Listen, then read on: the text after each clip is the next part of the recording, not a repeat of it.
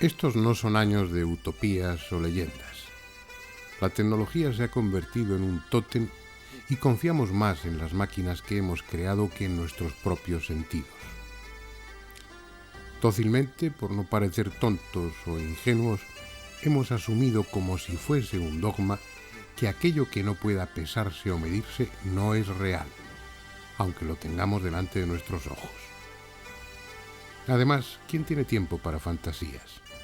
Hay mucho que hacer, y en los ratos de ocio está el cine o la televisión, que satisfacen con creces cualquier necesidad de fabular. Todo lo que podamos imaginar ya nos lo dan imaginado. Pero no siempre fue así. Hubo un tiempo en el que cualquier cosa podía suceder. La técnica estaba reducida a las más elementales máquinas y no existían otros motores que la fuerza muscular. Todo lo que hoy nos es familiar no podía haber sido imaginado en aquella época ni por el más fantasioso de los adivinos. Saber leer o escribir era privilegio de unos pocos. Ni siquiera se había inventado aún la imprenta. Y el conocimiento, lo que la ciencia de entonces abarcaba, estaba en su mayor parte oculto tras los muros de los monasterios. No era ciertamente una etapa brillante de la historia. Había hambre, guerras, suciedad, epidemias y, sobre todo, ignorancia. Pero a cambio sobraba fantasía. Sin el yugo de la ciencia, el inconsciente colectivo se proyectaba libremente en todo tipo de mitos y supersticiones.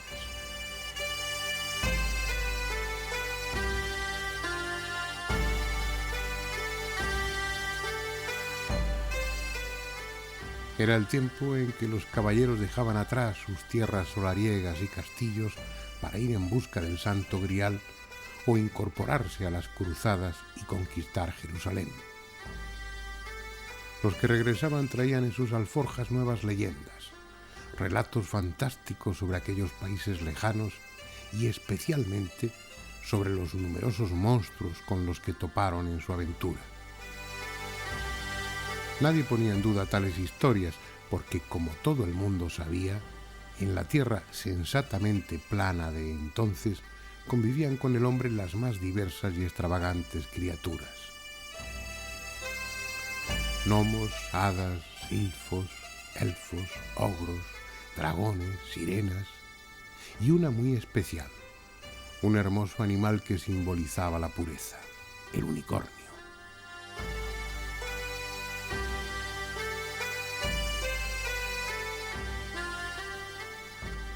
La tradición lo describe como un caballo blanco de cuya frente brotaba un solitario y recto cuerno. Si hay que hacer caso a la ciencia de entonces, no solo era visto con frecuencia, sino que incluso de vez en cuando algún ejemplar era capturado, porque en la farmacopea medieval el cuerno de unicornio pulverizado era un ingrediente tan caro como apreciado. Entre otras salutíferas cualidades, se le atribuía la de ser un potente afrodisíaco y un eficaz antídoto contra cualquier veneno. Lo cierto es que, pese a los muchos testimonios que refrendaban su existencia, no hubo acuerdo entre los artistas en el momento de representarlo. Así, en la variada iconografía que hay sobre el unicornio, el curioso encontrará ejemplares de todo tipo en los que el único denominador común es el señero cuerno, porque el resto a veces se asemeja a un caballo, no pocas a un ciervo, otras a un asno y algunas a una cabra. Como expresión de la pureza rehuía la compañía de los hombres, pero se acercaba mansamente a las doncellas, lo que a veces era su perdición, porque el olor a leche virginal que desprendían los castos pechos de la muchacha le adormecía, y en esas circunstancias era presa fácil para el cazador. Lo lógico es pensar que el unicornio sea tan irreal como los poderes que se le atribuyeron y las leyendas cargadas de simbolismo que se tejieron en torno a él. Sin embargo, no es un invento medieval. Tiene un origen mucho más antiguo. Ya figuraba en un tratado del siglo V a.C., escrito por el historiador y médico griego Ctesias, que durante 17 años estuvo consultando los archivos persas de Susa. En uno de sus libros, el Índica, se refiere a una especie de asno salvaje propio de la India, tan grande o más que el caballo y dotado de un solo cuerno en la frente. Los que encuentran fácil explicación para todo han supuesto que en ese pasaje de su libro, Ctesias está aludiendo simplemente al rinoceronte indio de un solo cuerno. Nosotros, más ingenuos o menos conformistas, vamos a darle crédito al historiador griego, mejor dicho, a los autores persas de los que él sacó la información, y trataremos de seguirle la pista al unicornio en el subcontinente indio.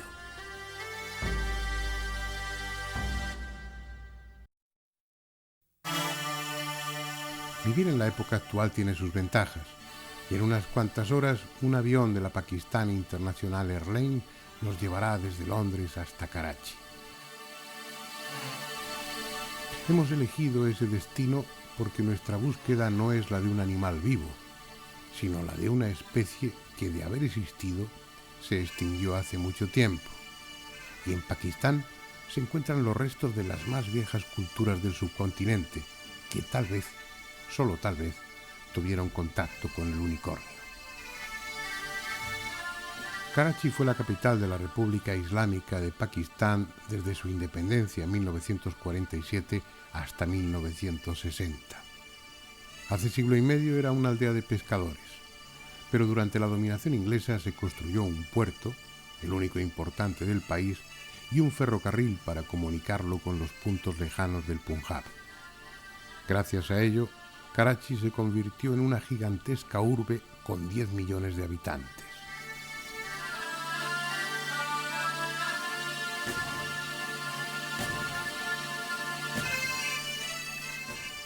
Al norte del casco antiguo se levanta un enorme mausoleo en homenaje a Muhammad Ali Jinnah, el Quaid-e-Azam, el padre de la patria, un hindú con formación inglesa y de religión musulmana que tras 20 años de tenaz gestión política consiguió en 1947 la independencia de Pakistán. Una independencia de la que él mismo apenas llegó a disfrutar, porque unos meses después, en 1948, murió de tuberculosis aquí, en Karachi. Su triunfo fue el triunfo del islamismo. Millones de musulmanes abandonaron el resto del subcontinente para venirse a la recién fundada República Islámica de Pakistán, como si de una tierra de promisión se tratara. Y millones de hindúes se marcharon a la Unión India para vivir más acordes con sus viejas tradiciones y sus legendarios dioses.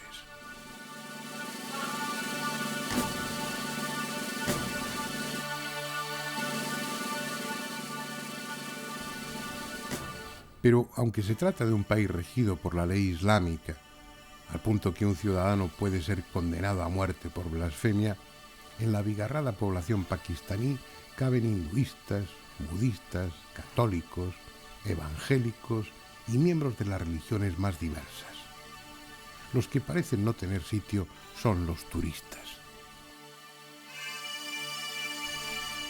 Es posible pasar toda una jornada recorriendo calles y bazares sin encontrarse con ningún otro europeo o perderse libre y anónimamente entre el tráfico bullicioso y caótico donde conviven todo tipo de vehículos, desde pesados camiones hasta carros tirados por pequeños borricos o desgarbados dromedarios, pasando por los imprevisibles motocarros, auténticos dueños de las calles.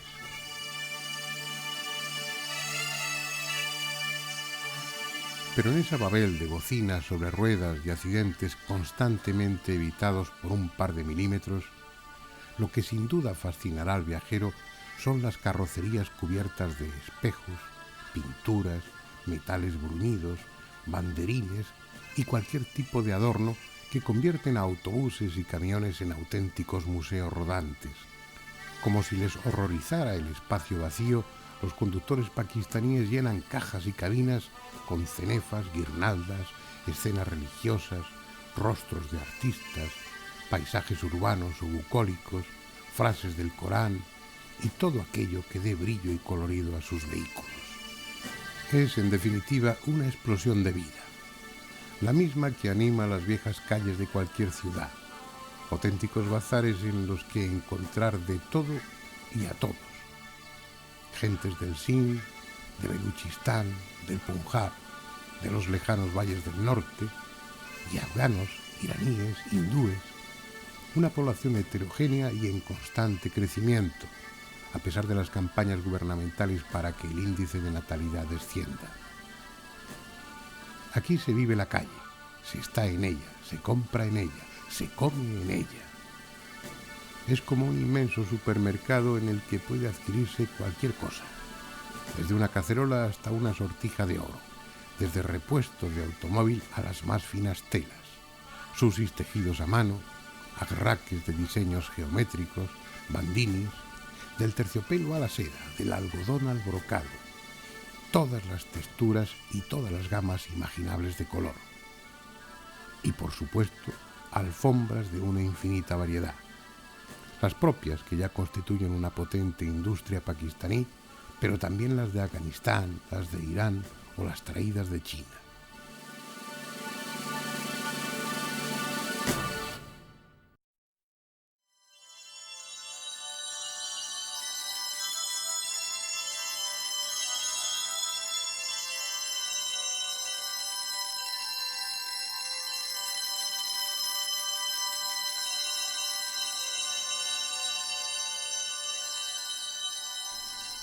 Hasta bien entrado este siglo, Londres era el corazón de un vasto imperio.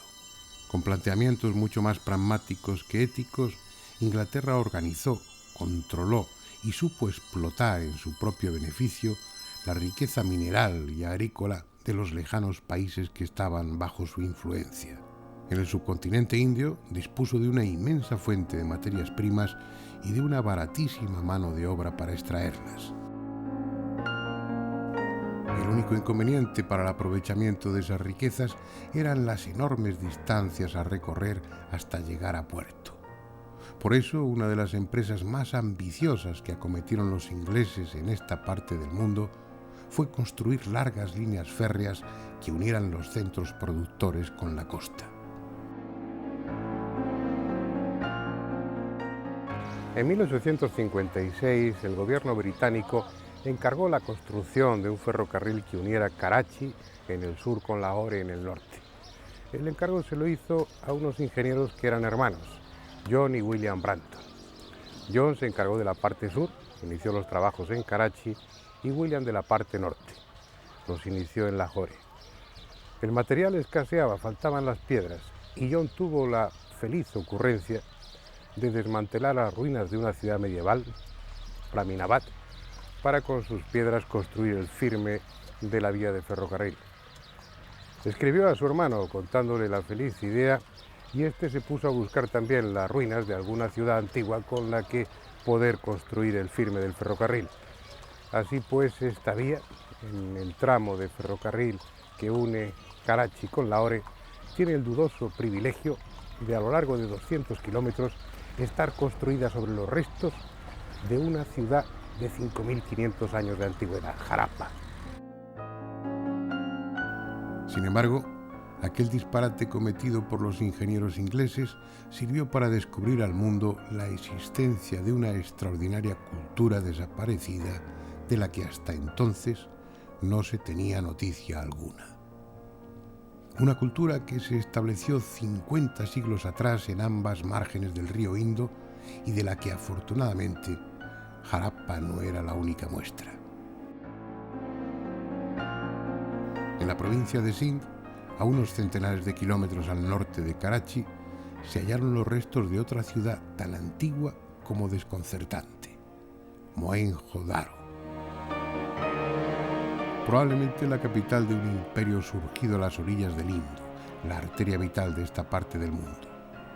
Una ciudad que alcanzó su mayor esplendor hace casi 5.000 años, en la misma época en que aparecieron las primeras dinastías del Antiguo Egipto. Su planificación, su sistema de alcantarillado, el trazado y disposición de sus calles para crear sombras y corrientes de aire que aliviasen el tórrido calor, sus casas, dotadas de baño y retrete, los enormes almacenes para el grano, las piscinas comunales, todo ello habla de una civilización extraordinaria y desconcertante, porque en Mohenjo-Daro no se han encontrado restos de templos ni de grandes palacios. Una ciudad concebida con criterios prácticos y sanitarios actuales, solo que hace 50 siglos.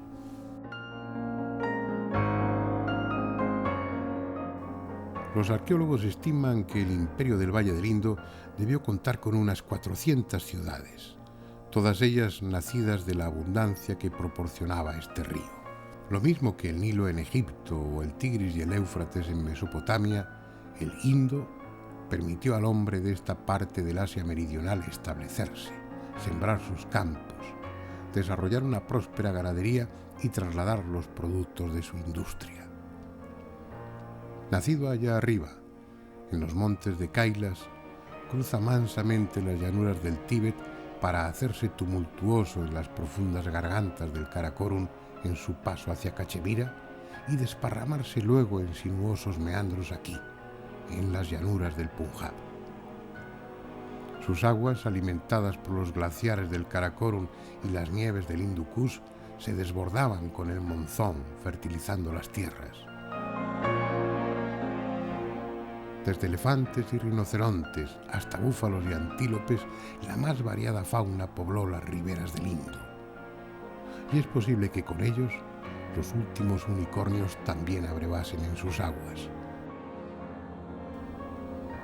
Si hubo hombres que llegaron a verlos, incluso a domesticarlos, hombres capaces de dejar un testimonio convincente de que ese cuadrúpedo de un solo cuerno existió realmente, tuvieron que ser los que vivieron aquí, en las ciudades del antiguo imperio del Valle del Indo.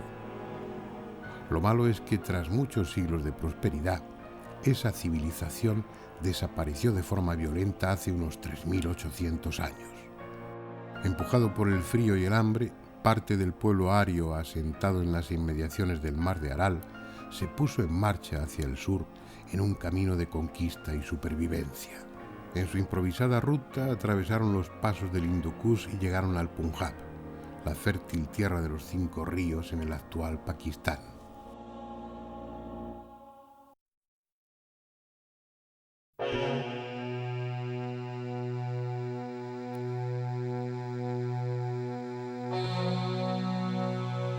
Esos arios, de los que procede el actual pueblo hindú, fueron quienes acabaron 1800 años antes de Cristo con la extraordinaria civilización del Valle del Indo.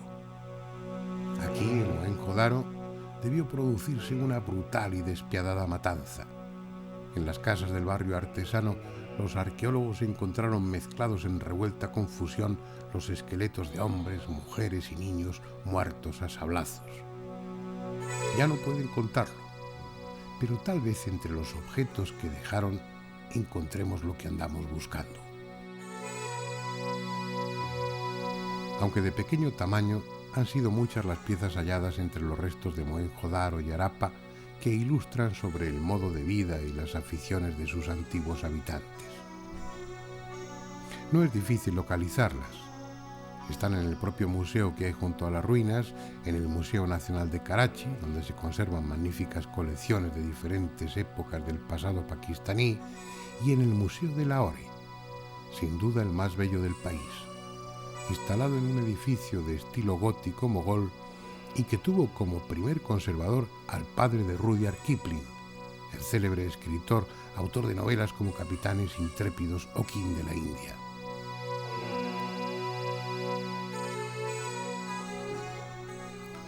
En las vitrinas se guarda celosamente material procedente de las excavaciones que hoy nos permite hacernos una idea de cómo vivían las gentes del Valle del Indo, de sus costumbres, de su sistema de pesas y medidas, de sus juegos, de su forma de vestir y de embellecerse.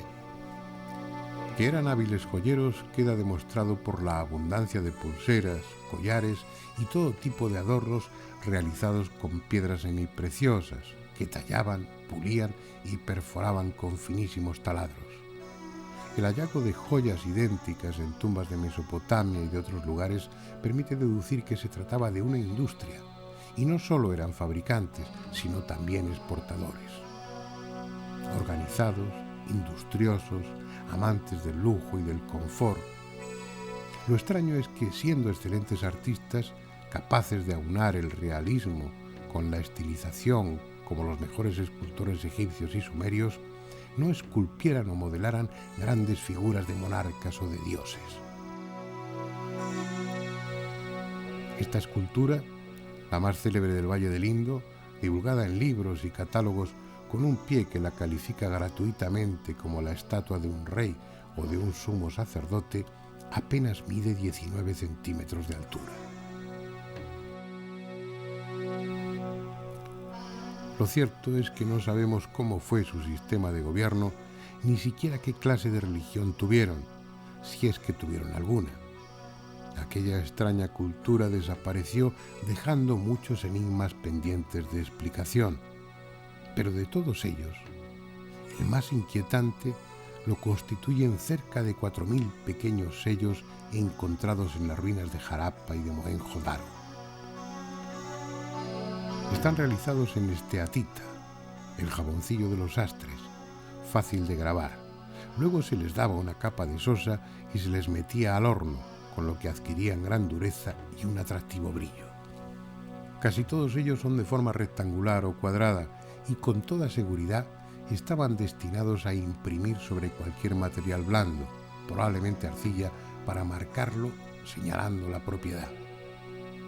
Dada la enorme variedad, hasta 2.200 diseños diferentes, es lógico pensar que no se trata de sellos estatales o gremiales, sino pertenecientes a pequeños grupos, tal vez a clanes familiares. Los motivos son sencillos, frecuentemente animales de la fauna autóctona, elefantes, cebúes, bueyes, tigres.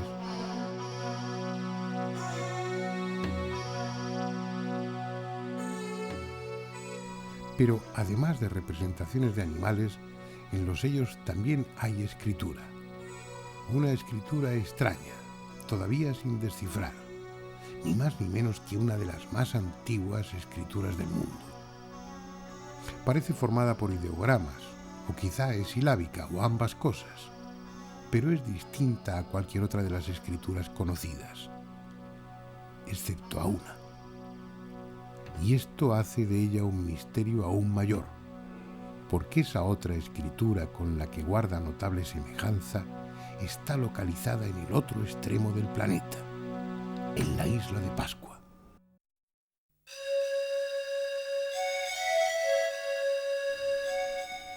Un triángulo de tierra de unos 160 kilómetros cuadrados lejos de cualquier parte, a 2.000 kilómetros de Pitcairn, la isla más cercana, y a 3.500 de la costa americana. Tan solitaria, tan aislada, que sus habitantes, al no tener otra referencia que el cielo por arriba y el océano en todo lo que su vista alcanzaba, la llamaron Tepito o Teenua, que quiere decir el ombligo del mundo. Sus moai, las enigmáticas estatuas de piedra, han hecho a Pascua célebre en todo el mundo. Hay más de 1.000 repartidas por la isla y sigue sin saberse para qué las tallaron en tan enorme número ni a quiénes representan. Pero hoy al menos no son la razón de nuestra visita. Lo que nos ha traído aquí es la escritura Rongo Rongo, grabada en trozos de madera pulida.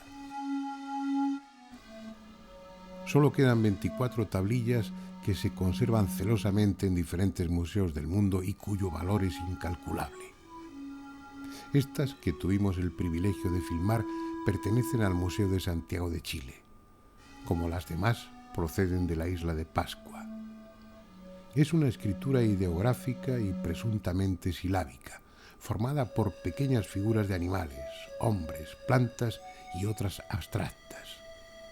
Una escritura compleja, perfectamente estructurada, que, en contra de lo que algunos afirman, sigue aún sin descifrar. Como es lógico, no se gestó en ese lugar aislado. Sus habitantes no tuvieron tiempo ni cultura para desarrollar algo tan elaborado como es una escritura. Llegó hasta la isla desde algún sitio. Lo extraordinario es que ni en América ni en la Polinesia existe una escritura parecida. Según la tradición de los antiguos pascuenses, fue llevada a la isla por un legendario rey, Otumatua. Este hombre sabio y poderoso desembarcó en las costas de Pascua con un gran cortejo, entre los que se encontraban los maoris, los conocedores de la ciencia de la escritura.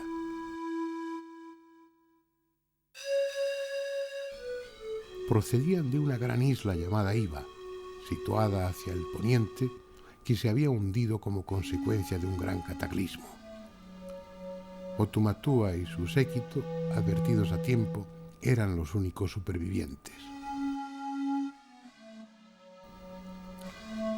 Fuese así o de otra manera, lo indiscutible es que la escritura rongo-rongo es única en su tiempo y en su ámbito geográfico. De la misma manera que la escritura del Valle del Indo es única en su tiempo y en su entorno. Ambas están separadas por miles de kilómetros y miles de años. Sin embargo, tal como se demostró por vez primera en 1932, gracias a un trabajo presentado por Hevesy en la Academia de Inscripciones y Bellas Letras de París, tienen un indudable e inexplicable parecido. Incluso en muchos símbolos son exactamente iguales. Vean si no este ejemplo. Arriba, símbolos pertenecientes a la escritura del Valle del Indo. Debajo, de la isla de Pascua. Dos escrituras únicas con semejanzas entre sí que no pueden atribuirse a la casualidad. Sin eufemismos, se puede afirmar rotundamente que esas coincidencias entre ambas escrituras son imposibles. Sin embargo, ahí están. Aún podría referirme a otros misterios que hacen de la del Valle del Indo una cultura tan extraordinaria como inquietante. Solo faltaría que entre los restos que quedan de ella, tal vez en los pequeños sellos de esteatita, encontrásemos la prueba que andábamos buscando. ¿Qué animal es este? Tiene un solo cuerno. Tal vez sea un rinoceronte. No, porque al rinoceronte lo conocían sobradamente y lo representaron tal cual es. ¿Un buey visto de perfil?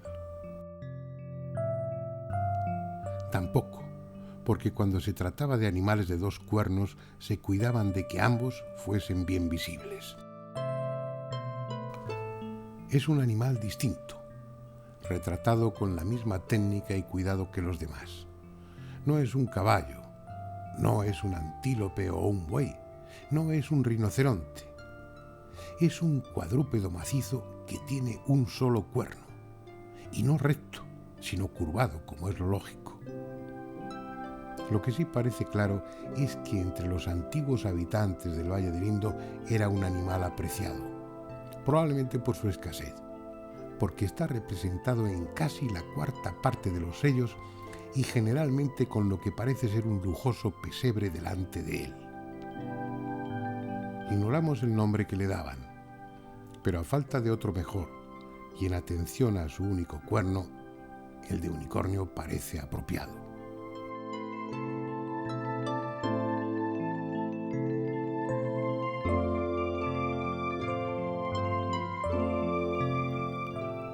Cuando se da con el origen de una leyenda y solo queda la realidad desnuda, uno siente cierta decepción.